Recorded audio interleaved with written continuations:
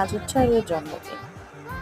তো সকালবেলাটা উনি ঘুমিয়ে টুমিয়ে উঠলেন, কাটলেন। ওনার একটা পার্সেল অর্ডার করা ছিল, সেটা এলো। মানে ওর গিফটই বলা যেতে পারে ওর জন্মদিনে। তো সেটা আমরা ওপেন করতে বসে যাই, উনিও বসে যান।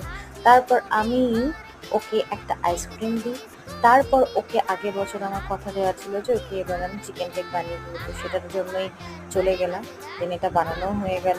এটা খাওয়ার জন্য এখনই হুটোপাটা লাগিয়ে দেবো। জাস্ট সান্ত্বনা হিসেবে একটুখানি একটা পা দিলাম, দিয়ে জাস্ট তুই খা এটা। দেন বেলুন ফোলাতে বসলাম। দেন রান্না বান্না হলো। তারপর আমার বাকি সদস্যদের খাওয়া দাওয়ার প্রস্তুতি নিলাম, নিয়ে তাদেরকে খেতেও দিলাম। তারা খেলেন, শান্তি মতো খেলেন। তারপর আমরা এক ঝটকায় চলে যাই কেক কাটিংয়ে।